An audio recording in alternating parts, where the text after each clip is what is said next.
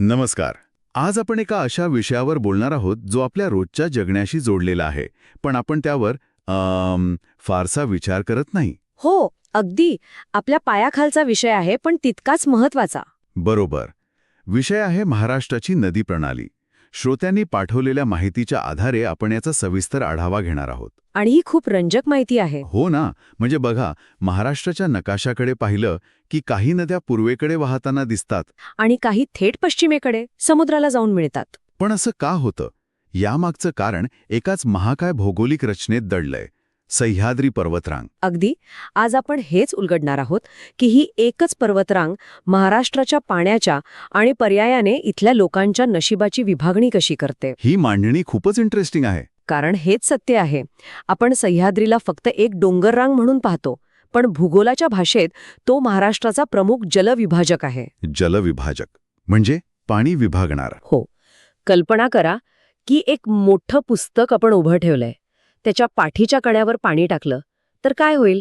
काही पाणी एका बाजूला जाईल, काही दुसऱ्या बाजूला. अगदी तसंच. सह्याद्री अगदी तसंच काम करतो. त्याच्या पूर्वेकडील उतारावर पडलेलं पाणी पूर्वेकडे वाहणाऱ्या नद्यांना जन्म देतं. आणि हा उतार मंद असल्यामुळे ह्या नद्या शांतपणे संथ प्रवास करतात. हजारो किलोमीटरचा प्रवास करत दख्खनचा पठार ओलांडतात आणि मग बंगालच्या उपसागराला मिळतात. बरोबर. आणि दुसऱ्या बाजूला म्हणजे पश्चिमेकडे. दुसऱ्या बाजूला पश्चिमेकडे उतार प्रचंड तीव्र आहे आणि अरबी समुद्र अगदी जवळ. अच्छा. त्यामुळे तिथे उगम पावणाऱ्या नद्यांना लांबचा प्रवास करायला वेळच मिळत नाही. त्या एखाद्या घसरगुंडीवरून वेगाने खाली यावं तशा येतात. आणि थेट अरबी समुद्रात विलीन होतात. हो. आणि हाच तो मूलभूत फरक आहे जो महाराष्ट्राच्या नदी प्रणालीला दोन पूर्णपणे वेगळ्या गटांमध्ये विभागून टाकतो. चला तर मग या जलविभाजकाच्या पूर्वेकडील बाजूने सुरुवात करूया. इथल्या मोठ्या शांत नद्यांबद्दल बोलूया. यातलं सर्वात मोठं आणि आदराने घेतलं जाणारं नाव म्हणजे गोदावरी. तिला दक्षिण गंगा असंही म्हटलं जातं. हो. पण हे बिरुद फक्त तिच्या लांबीमुळे आहे की त्यामागे आणखी काही कारणं आहेत? मला वाटतं दोन्ही गोष्टी आहेत. तिचा उगम नाशिकजवळ त्र्यंबकेश्वरला होतो. हो. तिथून ती पूर्वेकडे वाहू लागते आणि एक अवाढव्य पात्र तयार करते.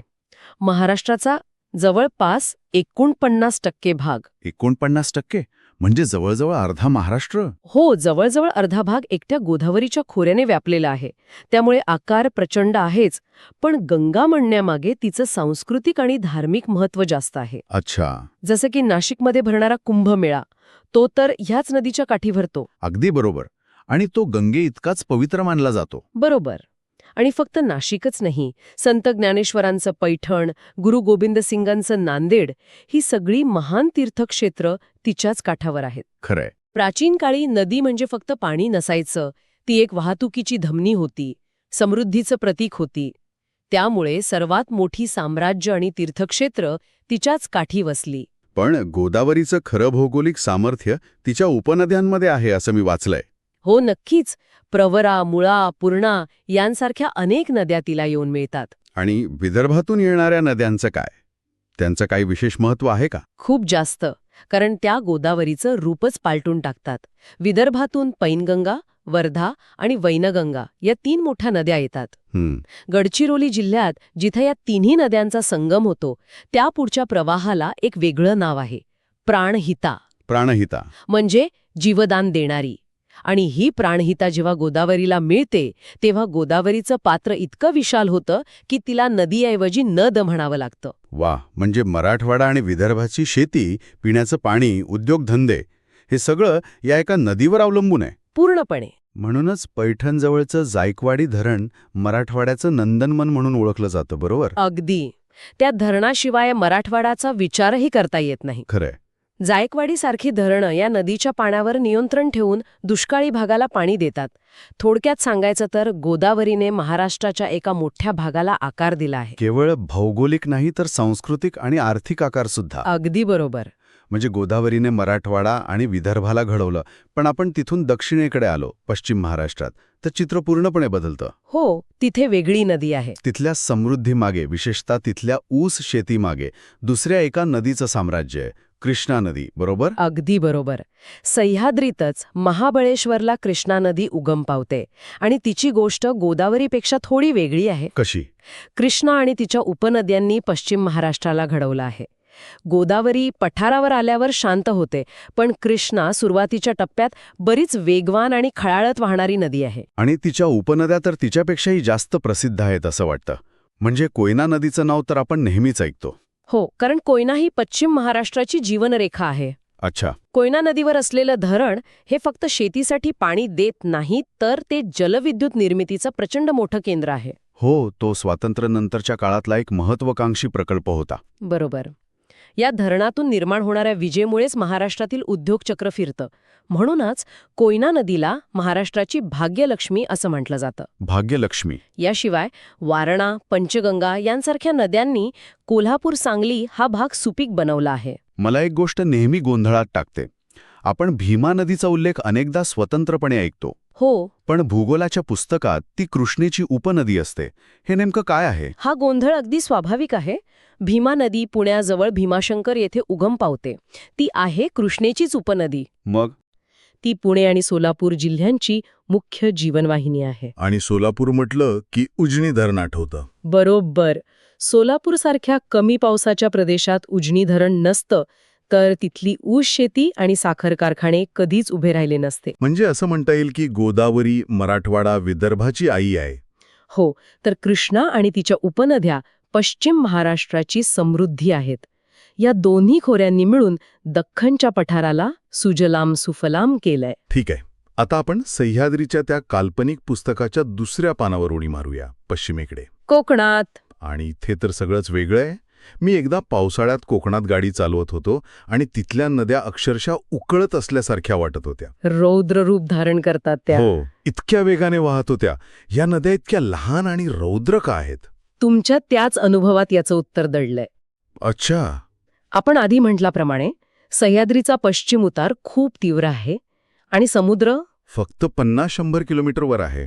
फारच जवळ आहे. हो, त्यामुळे या नद्यांना पठारावरच्या नद्यांसारखा शांत, लांबचा प्रवास करायला संधीच मिळत नाही. ते डोंगरातून उगम पावतात आणि थेट समुद्राकडे धाव घेतात. म्हणजे एखाद्या लहान मुलाने उंच घसरगुंडीवरून खाली यावं तसं. फार कमी वेळात प्रचंड वेग. उत्तम उदाहरण आहे. आणि म्हणूनच पावसाळ्यात या नद्या रौद्र रूप धारण करतात. उल्हास, वैतरणा, सावित्री, वशिष्ठी ही काही प्रमुख नावं. यांची लांबी कमी असली तरी कोकणासाठी यांचं महत्त्व खूप आहे. आणि यांचं आणखी एक वैशिष्ट्य आहे जे पूर्ववाहिनी नद्यांमध्ये आढळत नाही. ते कोणतं? त्या समुद्राला मिळण्यापूर्वी खाडी म्हणजे एस्च्युअरी तयार करतात. खाडी? खाडी म्हणजे असं ठिकाण जिथे नदीचं गोडं पाणी आणि समुद्राचं खारं पाणी एकत्र मिसळतं. ही एक पूर्णपणे वेगळी आणि नाजूक परिसंस्था असते. अच्छा, आणि तिथे मिळणारी मासळी? बरोबर. तिथली मासळी, तिथले खारफुटीचे जंगल म्हणजे मँग्रोव्हज हे कोकणाच्या पर्यावरणासाठी आणि तिथल्या मच्छीमारांच्या अर्थव्यवस्थेसाठी खूप महत्त्वाचं असतं. पण याच वेगवान प्रवाहामुळे दरवर्षी पावसाळ्यात कोकणात पुराचा धोका निर्माण होतो. हो, जो तिथल्या लोकांच्या पाचवीला पुजलेला आहे. आता इथे एक मोठा प्रश्न निर्माण होतोय. विचारा. आपण पाहिलं की पूर्वेकडे जाणाऱ्या नद्या लांब आणि शांत आहेत. पश्चिमेकडे येणाऱ्या आखूड आणि वेगवान आहेत. पण तापी नदीचं काय? तापी.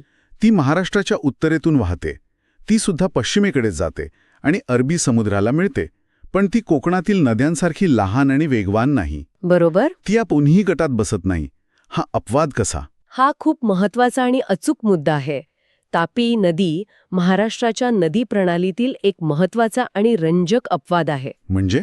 ती पश्चिम वाहिनी असूनही तिचं स्वरूप पूर्ववाहिनी नद्यांसारखं आहे. आणि याचं कारण तिच्या वाहण्याच्या मार्गात दडलं आहे. ती सह्याद्रीच्या उतारावरून वाहत नाही. अच्छा, मग ती वाहते कुठून? तापी नदी सातपुडा पर्वतरांग जी उत्तरेला आहे आणि दक्षिणेला असलेल्या अजिंठा सातमाळा डोंगर रांगा यांच्या मधून वाहते. 2 डोंगररांगांच्या मधून? हो, भूगर्भशास्त्राच्या अभ्यासानुसार हा जमिनीचा एक भाग लाखो वर्षांपूर्वी खाली खचला गेला.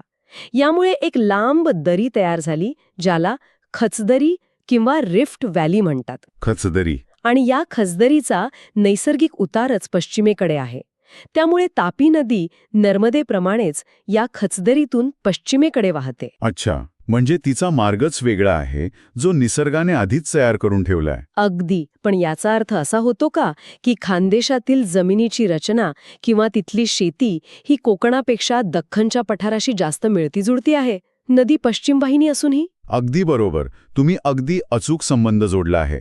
तापीचा उगम मध्य प्रदेशात मुलताई येथे होतो. तिथून ती महाराष्ट्रातल्या खानदेश प्रदेशात म्हणजेच जळगाव, धुळे, नंदुरबार जिल्ह्यांमधून वाहते आणि पुढे गुजरातमध्ये सुरतजवळ समुद्राला मिळते.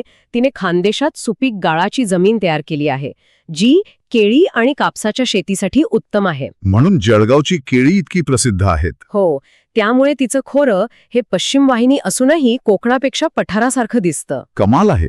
म्हणजे महाराष्ट्रात नदी प्रणालीचे 2 नाही तर खरं तर 3 प्रकार आहेत. असं म्हणता येईल. पूर्वेकडील पठारी नद्या, पश्चिमेकडील कोकणातील वेगवान नद्या आणि तिसरी म्हणजे खचदरीतून वाहणारी तापी. तर या सगळ्या चर्चेचा अर्थ काय, म्हणजे सारांश काढायचा झाला तर असं म्हणता येईल की सह्याद्री हा एक मोठा बॉस आहे जो ठरवतो की पाणी कुठे आणि कसं जाईल. बरोबर. आणि याला मोठ्या चित्रात पाहिलं तर आपल्या लक्षात येईल की महाराष्ट्राची संपूर्ण ओळख या नदी प्रणालीवर अवलंबून आहे. शेती, उद्योग, मानवी वस्ती आणि अगदी संस्कृती सुद्धा. गोदावरी आणि कृष्णाच्या काठी एक शांत शेतीप्रधान संस्कृती वाढली, जिथे तीर्थक्षेत्र आणि मोठी शहरं वसली. बरोबर. खाड्या आणि समुद्राचं सान्निध्य यामुळे तिथे एक वेगळं, धाडसी आणि समुद्राशी जोडलेलं जीवनमान तयार झालं. आणि खानदेशाने तापीमुळे स्वतःची एक वेगळी ओळख जपलीये. हो, हा फरक म्हणजे निव्वळ भूगोलाचा मानवी जीवनावरील थेट परिणाम आहे. खरंच, एका पर्वतामुळे राज्याचे इतके वेगळे स्वभाव तयार व्हावेत हे आश्चर्यकारक आहे. आहेच. या नद्या केवळ पाण्याचे प्रवाह नाहीत, तर त्या महाराष्ट्राच्या जीवनवाहिन्या आहेत, ज्यांनी इथल्या इतिहासाला, वर्तमानाला आणि भविष्याला आकार दिला आहे. आणि म्हणूनच महाराष्ट्राचा भूगोल समजून घेण्यासाठी इथली नदी प्रणाली समजून घेणं अत्यंत आवश्यक आहे. ही चर्चा खरोखरच खूप माहितीपूर्ण होती. जाता जाता श्रोत्यांना एका विचारासोबत सोडून जाऊया का? नक्कीच. आज आपण पाहिलं की या नद्यांनी महाराष्ट्राला कसं घडवलं. पण आता आपण अशा काळात आहोत जिथे हवामान बदलतंय, पाऊस अनियमित झालाय आणि पाण्यावरून वाद वाढत आहेत. बरोबर. या परिस्थितीत भविष्यात महाराष्ट्रातील या नदीखोऱ्यांचं व्यवस्थापन आणि त्याकडे पाहण्याचा